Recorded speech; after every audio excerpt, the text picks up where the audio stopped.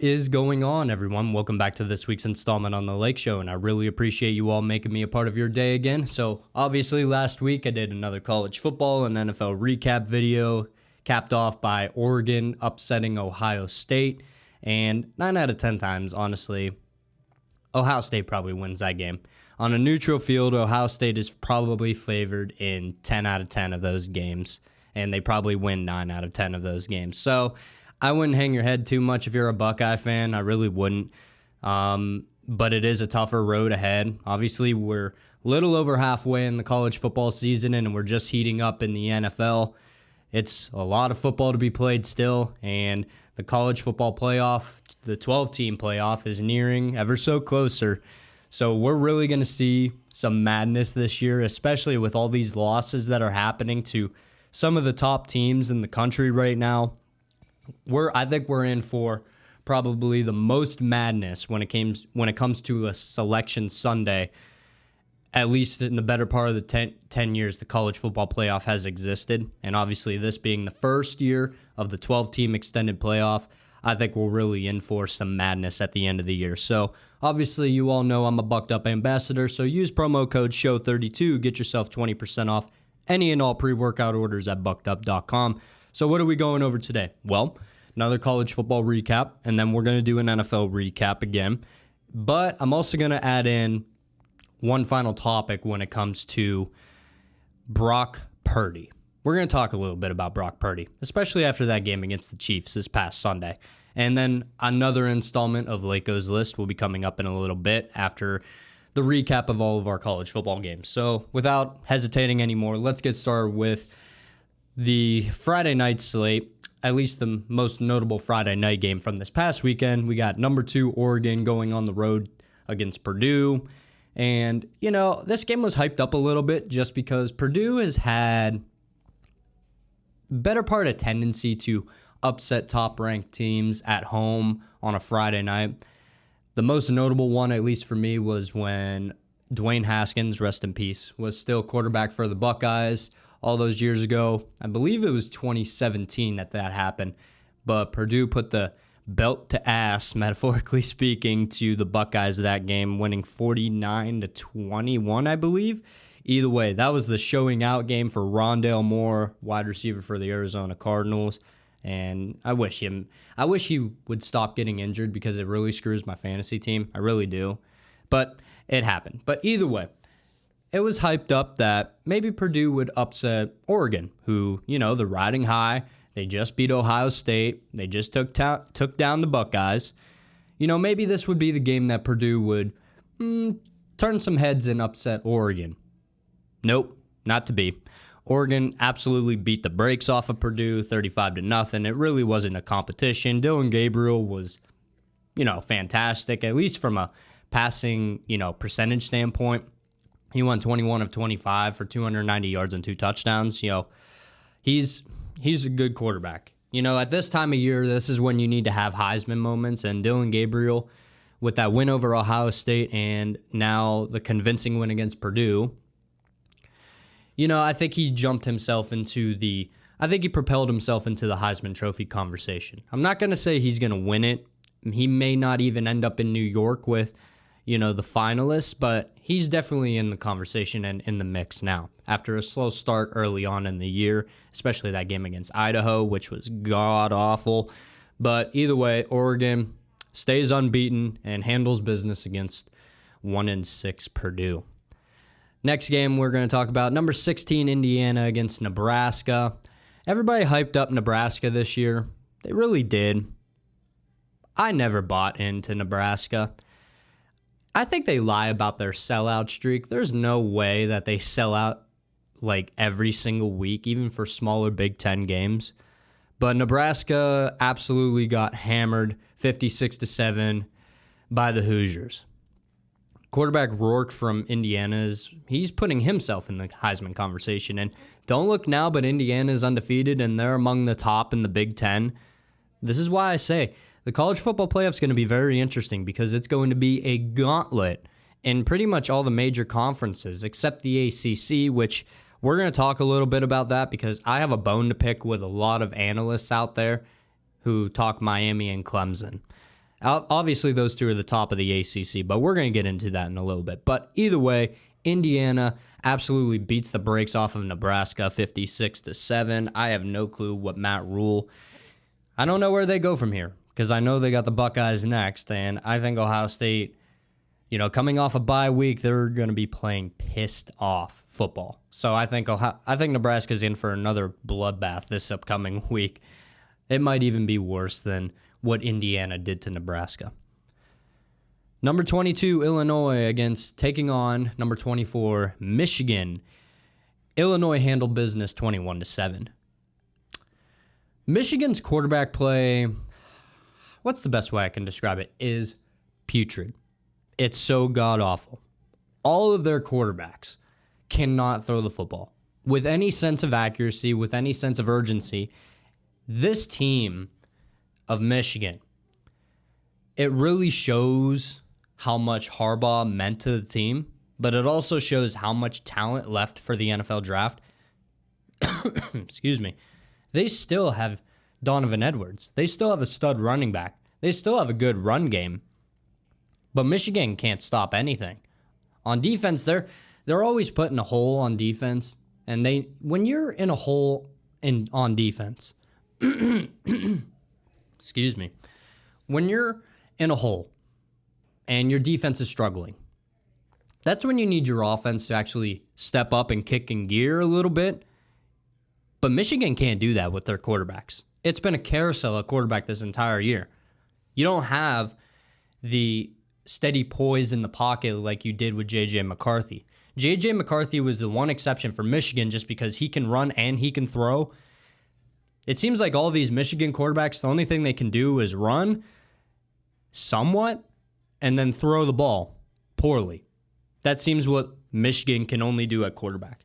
So the Wolverines, after being ranked, I believe it was 9th in the nation at the start of the year, yeah, they are now out of the top 25. And Illinois, they're making noise too in the Big Ten. This is going to be an exciting end to college football this year. Number 23, Army takes on East Carolina, and the Black Knights absolutely beat down the Pirates, 45-28. And the other game we're going to talk about, number 25, Navy against Charlotte, 51-17. How crazy would it be if Army and Navy were undefeated going into their last game of the season? It's quite possible if they both keep winning and, other teams keep losing at the top, Army and Navy are going to be in a prime position to influence the college football playoff selection committee. That is something I feel like every college football fan can get behind. And this isn't even the first time or only time that Army and Navy could play each other. Right now, they're both in the American Conference. They're both top two. Those two teams, they're in the top two spots in the American Conference. So their regular season game may not even be the first game they play. Those two will probably play each other for the conference championship. And it's possible if they're the higher ranked team, who knows, if they're both undefeated, either Army or Navy could possibly get into the college football playoff, which was unheard of 3 years ago. That would never have happened last year or any year prior that the college football playoff was a thing. But now it's possible. Those teams at the bottom, they have a legitimate shot and a legitimate case to make when the time comes for Selection Sunday. Army, Navy, both undefeated right now. I think this is the first time since 1945 that this has happened. It's so good for the sport.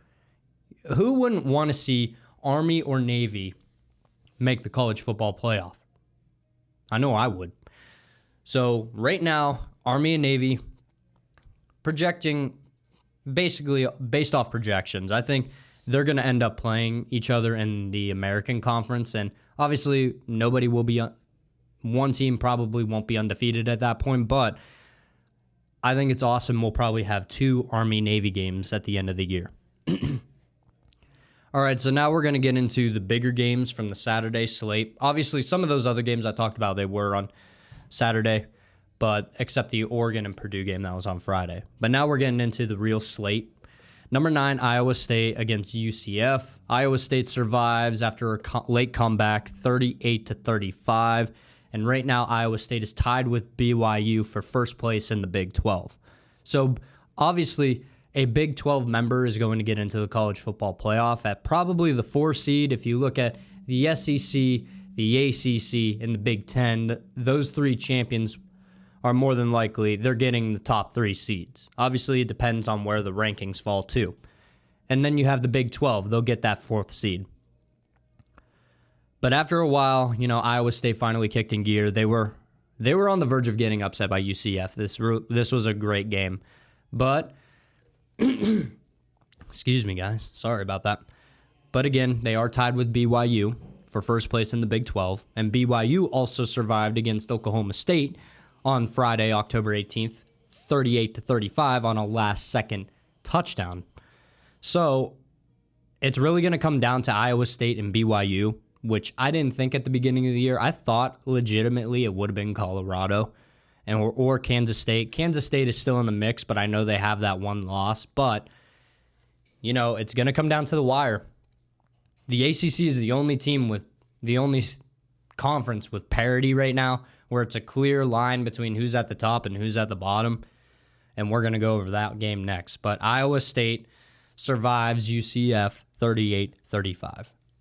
Excuse me, guys. This coffee's so good. Pardon me, guys. Throat's killing me today. But the next game we're going to talk about, number 6 Miami going on the road to Louisville. Miami Hurricanes win 52-45. Cam Ward had another sensational game at 319 yards and 4 touchdowns. And right now they're considered the ACC frontrunners along with Clemson. But we're going to talk a little bit about Miami and Clemson. First of all, Cam Ward, I think it's clear as day how much a quarterback means in college.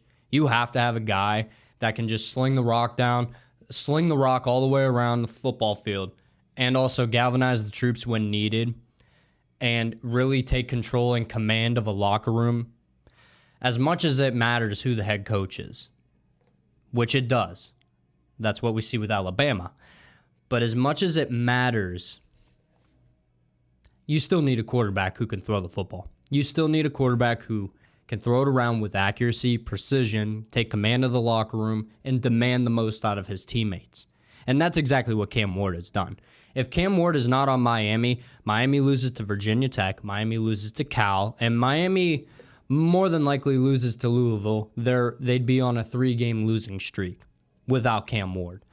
But, that's why we love college football. Everything can change with one player. And Cam Ward has changed the trajectory of the entire Miami program. This is going to help in recruiting. This is going to help in scouting. This is going to help in the transfer portal. Players are going to want to come to Miami because they know Mario Cristobal is building something great. And I think they really are. So obviously, it was a shootout. Cam Ward shows out again, shows why he's more than likely a Heisman finalist at the end of the year, along with Ashton Genty from Boise State. Boise State was on a bye week this week. But Cam Ward, 319 yards and 4 touchdowns in that game against Louisville. So Miami continues to win and is undefeated. Now we're going to talk about the next ACC team that's considered actually ahead of Miami. That's number 10, Clemson. Clemson going against Virginia. After a small and slow start, Clemson ends up winning 48-31. So here's my whole thing about the ACC right now. At the beginning of the year, everybody thought it was Miami and Clemson. That's pretty much what everybody thought. And I thought the same thing, even though I thought Clemson was on a downturn. And I still think they kind of are. But everybody's trashing Miami just because the refs are out for us. They're helping us win. I watched that Louisville game, while I was at work. Sorry, bosses, but it's true. It was college football day. No time to work. But if you watch that game, Miami's not the only one who had calls go their way. If you watch the kickoff return for a touchdown that Louisville had, there was a blatant holding call that allowed that player to spring free to even, take that back to the house. So don't tell me that the refs are only out to help us, because that's a load of BS. And everybody wants to talk about Miami's paper-thin schedule, and everybody wants to hype up Clemson. So this is my only bone to pick with guys like Joel Klatt. Excuse me. This is my only bone to pick with guys like Joel Klatt and, Colin Cowherd on the Herd. I love these guys. I love watching them. That's what inspires me to keep doing my show. But I really want to go over this. Everybody talks about the impressive wins that Clemson has had, which they have. I'm not going to say they haven't won in convincing fashion in most of their games, albeit paper soft. Everybody wants to consider Miami's schedule paper soft. They do. But is it really? A combined record between Miami and Clemson's opponents. So for Clemson, I'm only counting their wins. I'm not counting the Georgia game at the beginning of the year. And I'm not counting Georgia in with the stats. This is based off of all the teams that both teams have beat. So obviously Clemson is 6-1, Miami is 7-0. So Miami will have a slight edge when it comes to opponent record. But Clemson got the brakes beat off of them by Georgia, so it really doesn't matter. So Clemson has wins over Appalachian State. They're 2-4. NC State, they're 4-4. Stanford, they're 2-5. Florida State, 1-6. Wake Forest, 3-4. And the latest one coming in against Virginia, who are 4-3. That's a combined record of 16-26. Really? You're going to hype up Clemson. Now, I know they looked impressive in some of those wins. I know they have. But it's different once ACC play starts. Clemson has to go on the road to Louisville next week. You think Clemson's going to survive that? I don't know. I think it's very plausible that Louisville can upset Clemson. Now, Miami's opponents, 23-25. See much of a difference? If you're going to scrutinize Miami, now you can say that just because of the way they struggled against these teams the past 3 weeks. Well, the better part of the month, since the Virginia Tech game. You can say that they've struggled. Yeah, okay. But also, Clemson struggled against Florida State. 1-6 Florida State. You mean to tell me that just based off of schedule alone that Clemson's better than Miami? Really?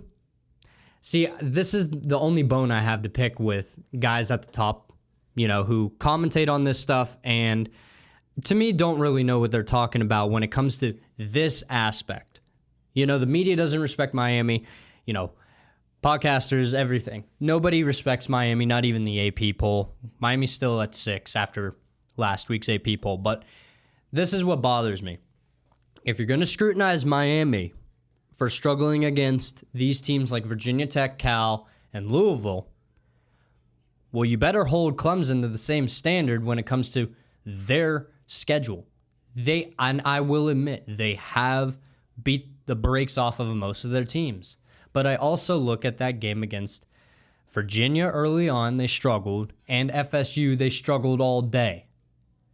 So it's not necessarily been a cakewalk for Clemson either. Strength of schedule may be in Clemson's favor, but this is still a load of BS when it comes to scrutinizing one team in the ACC and holding the other on a pedestal. They're virtually identical when it comes to their opponent's overall record. It's not necessarily that big of a difference. Now, as a Miami fan, do I want to play Clemson? Probably not, but I can see us still beating them because of Cam Ward. That's why quarterback is so important in all of college football. That's why. One player can influence the entire direction of a team. And no matter what lead it is, apparently, Cam Ward, no lead is safe with Cam Ward at the helm for Miami. So that was my only bone to pick when it comes to Clemson and Miami. They're both at the top in the ACC. We know this. However, if you're going to hold Miami accountable for those close losses, those close wins against those you want to call subpar teams, well, you better hold Clemson to the same standard when they struggle against teams like FSU and Virginia. All I'm saying is there's an equal balance here.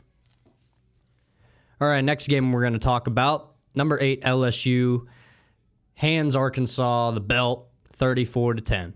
And LSU is now second in the SEC. So the SEC is really shaping up to be a dogfight. I called this at the beginning of the year that I thought this entire conference was going to be a dogfight. You got teams like LSU, Tennessee, Bama, Georgia, Texas, Oklahoma. Not anymore, but you get what I mean. There's a lot of top-tier teams in the SEC, and you also have to take in account Texas A&M, who has the best record in conference right now at 4-0 in conference play. Vanderbilt is up there now after their win against Bama, and now they're in the top 25 after this past week. I really don't know. I don't know who's going to make the SEC championship. I really don't. If you look at the AP poll, the highest ranked SEC team now is Tennessee, which I can somewhat see. I still don't think Tennessee is the best team in the SEC, but that's up for debate. Oh, sorry, Georgia's the highest rated SEC team after that win against Texas.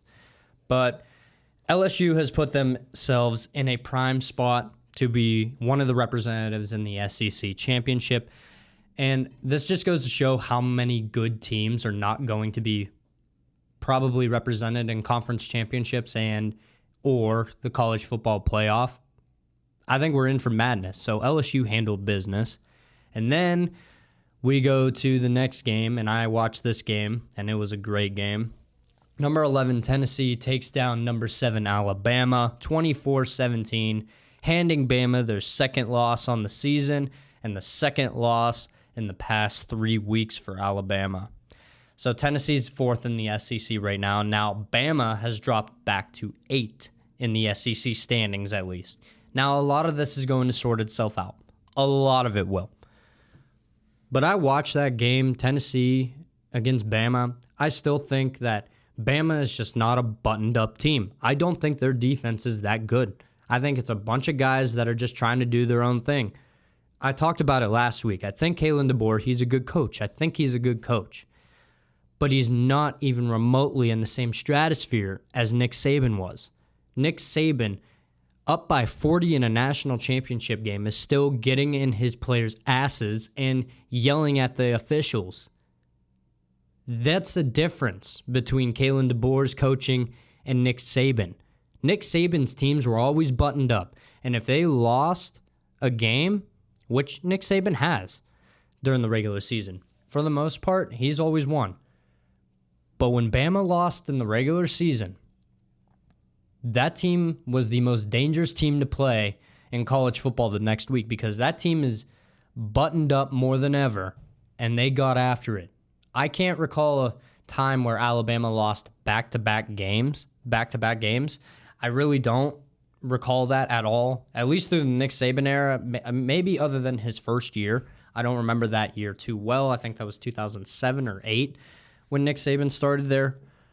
But my point is, this is the most unbuttoned up and undisciplined Alabama team in recent memory. And I think that all stems from head coach. Jalen Milroe has regressed a little bit. He's still a phenomenal player, but he's throwing way too many interceptions. His decision-making is awful, and Bama's defense is just putrid right now. You know, Tennessee ran the ball all over them. Dylan Sampson had well over 100 rushing yards in that game. Nico Iamaleava didn't even necessarily play that well, but he played well enough to beat Alabama, and that usually didn't cut it in years prior. That usually never happened when it comes to Alabama football. You don't just play good enough. You play a damn near perfect game to beat a Nick Saban-run Alabama team. But that did not happen this past weekend because Bama choked it away. They really did. So Nico Iamaleava gets his first win over Alabama, and Tennessee now cracks back into the AP top 10. All right, one final game we're going to talk about is Georgia going on the road to Austin and upsetting Number 1, Texas, 30-15. So the Dogs are number 3 in the SEC, and now Texas is number 6 in the SEC. So realistically, how is this college football playoff going to shape up? How's it going to shape out? I have no clue. I think we're in for a lot of madness at the end of the year. But I watched this game, parts of this game too. Georgia's defense just was playing on another level. Here I'm thinking that Texas was the most well-rounded team in college football. Apparently not. Georgia's defense smothered them all day long. That game was not close. Obviously, in the coming minutes, in the final minutes of the game, Texas had a chance to possibly, get a touchdown, recover an onside kick, get another touchdown, win the game. But obviously, that's not really plausible in college football. That's not really what you look for in college football. But Georgia's defense really showed out, especially on the road in Austin. More than likely, I'd say a top 5 stadium in all of college football. That place gets super, super loud. But Carson Beck handled business. Quinn Ewers just did not. But overall, it was a good game. But Carson Beck necessarily, he just managed the game and just allowed his defense really to do most of the work. I mean, the leading passer in this game was Quinn Ewers, 25 of 43 for 211 yards and 2 touchdowns. But when you look at this, the SEC, there's no parity in the SEC. We all thought Texas was on the pedestal. Well, here comes Georgia, and they just lost to Bama 2 weeks ago. But here comes the Dogs again. And now here comes Tennessee, and LSU's up there. You got Vanderbilt in the mix. You got Texas A&M undefeated in conference play. Florida's starting to gain traction. What the hell is going on in the SEC? There's a lot going on here. There is a lot to unpack when it comes to college football at the end of the year. There's a lot going on, and I think we're in for a lot of madness. I really do. And I look forward to seeing every single second of it. All right, so now it's time for another installment of Laykos List.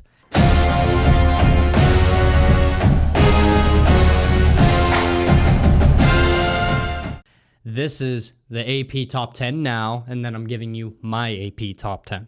And I only have one switch because I think college football, I think they got it right for the most part. So at number 1, you have Oregon. Number 2, Georgia. Number 3, Penn State. Number 4, Ohio State. Number 5, Texas after losing number 1 to number 5. Number 6, Miami. 7, Tennessee. 8, LSU. 9, Clemson. 10, Iowa State. Now here's my top 10. Oregon, Georgia, Penn State, Ohio State, Texas, Miami, LSU, Tennessee, Clemson, Iowa State. I think that's more justified because I think LSU has been playing better football than Tennessee right now. LSU just looks unstoppable. They're a completely different team from week 1 against USC. I don't know how, looking back, that USC managed to beat LSU that first week of the college football season, but that's the only switch I would make when it comes to the AP Top 10 right now. I would just move LSU above Tennessee because I just think they're playing better football right now than the Volunteers. But since they beat Bama, you can make that argument then. I understand that. I have no real issues with the top 10 right now. I don't. Maybe I'd move Miami up one spot, but that's just me being biased. But overall, when it comes to the AP Top 10 and my Top 10, the only thing I would switch is I would have LSU above Tennessee, but I can understand the argument of having Tennessee above LSU because they beat Alabama, and LSU only beat Arkansas. However, that Arkansas team did beat Tennessee. So, going forward, that's my top 10. And now we're going to get into the NFL. First, I think college football is in for a terrific finish this year. I really do. I think there's so much parity in college football when it comes to there's just so much that can happen and so many teams that have a chance to represent their school in the college football playoff. I think it's going to be an excellent finish. So let's transition into the NFL right now. We're not going to go over every single game, but we're definitely going to go over a couple of these games and the big storyline behind all these games I selected. And then we're going to finish off the episode with something great. And I think a lot of people are going to be a little bit angry at me for it. But we'll see. So in the NFL, we got the Bengals and Browns. The Bengals won 21-14 against Cleveland. And in this game, two storylines. Nick Chubb, finally back, scored a touchdown, but finally back after that season-ending knee injury last year suffered against Pittsburgh early on in the season. And Deshaun Watson is officially done for the year after a ruptured Achilles. Here's the thing. I don't wish for any player to get injured. I don't, and I still don't. That's an unfortunate way that a quarterback change is happening in Cleveland. I thought that they should have went to Jameis Winston weeks ago. If they did, Watson probably wouldn't have gotten hurt. You keep a guy healthy at the same time if you benched him. But Watson wasn't playing good football at all. He really wasn't. But thoughts and prayers for him. Even though I don't like him as a person, I don't wish anybody to get injured or anything like that. So the Bengals handled business 21-14, and it felt good to see Nick Chubb run the football again.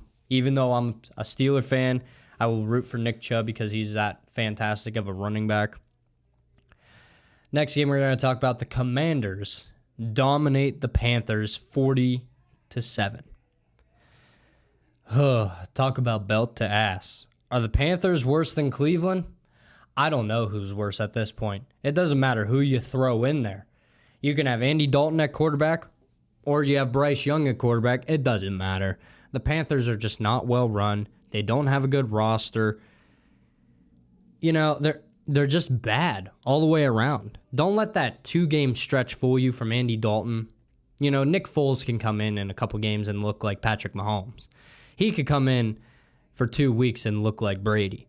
That's all that happened. You have a veteran quarterback come in. He knows the offense. He knows the schemes. He knows the personnel. Like, they can do that. Andy Dalton was able to do that. But once you get film in said system, then you can prep for him much easier. And that's exactly what the Commanders did. And it wasn't even Jaden Daniels throwing the rock around. It was Marcus Mariota. I think Jaden Daniels went down with an injury early on, so thoughts and prayers for him. I didn't read too much into the injury, if that was indeed what happened. But all I know is Marcus Mariota looked back.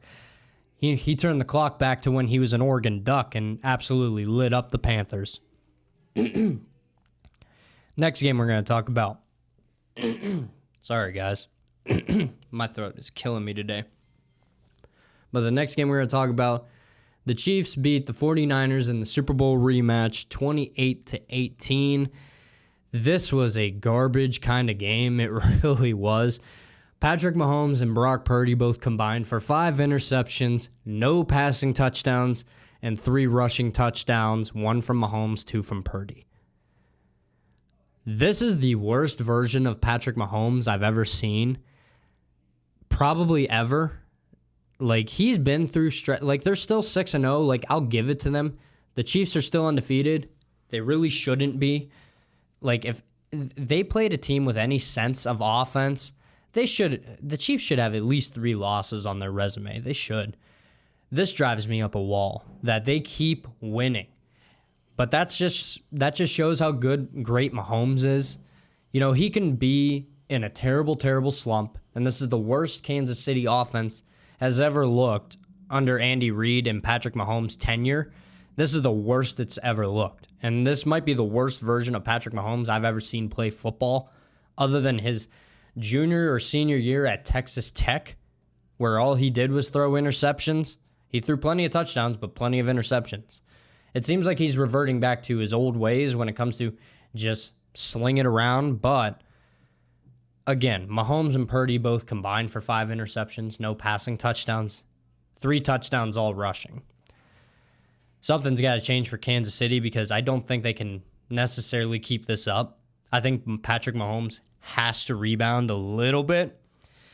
I don't know if he will, but we're going to find out in the coming weeks. Lions 31, Vikings 29. So the Lions hand the Vikings their first loss of the year. They make Sam Darnold revert to his old interception and turnover form. But are the Lions really the team to beat in the NFC? I can't think of a team right now in the NFC that can hang with the Lions. The team I think in the AFC that could, obviously the Chiefs. I'll give them the benefit of the doubt that they would show up for a big game. And the Ravens. I think the Ravens, Lamar Jackson's only lost one NFC game in his entire life. In his entire career so far, he's only lost to one NFC team. I think they can compete with the Lions. But as far as the NFC, I still think the Vikings are fantastic and will make a playoff run. But when it comes to who can hang with the Lions, I don't think anybody can right now. I think the Lions are top of the NFC, and I think they're the team to beat going forward. And I think they will represent the NFC in the Super Bowl at the end of the year. One final game we're going to talk about. The Steelers win 37-15 over the Jets on Sunday Night Football. So the final game we're going to talk about, Steelers 37, Jets 15. Russell Wilson made his first start of the year. I didn't understand the move Tomlin made. I don't know why. I didn't think Justin Fields was playing bad. He wasn't necessarily playing super great. But the running aspect of Justin Fields, I felt like it gave Pittsburgh an edge and was able to do more with the offense. But that line of thinking is gone for me now, because I'm kind of glad that they started Russell Wilson, because Chef Russ cooked last night. Chef Russ cooked. Had over 100 passer rating. He had 1 rushing touchdown, 2 passing touchdowns. Tip of the cap to Russell Wilson. Doubted, and here's the thing. Early on in the game, it looked like putrid garbage. He started 1 for 1 with 15 yards and then proceeded to go 1 for 7 on his next 8 throws for like 4 yards. But sitting on the couch for over a year, waiting for your opportunity, I think you're going to be a little rusty. And that's exactly what Russell Wilson was early on in the game. He looked rusty. But after falling 15-6, Pittsburgh strung together 24 unanswered points to take a 30-15 lead, and then capped it off with a Najee Harris touchdown run at the end of the game. I think Russell Wilson will be QB1 going forward for the remainder of the year.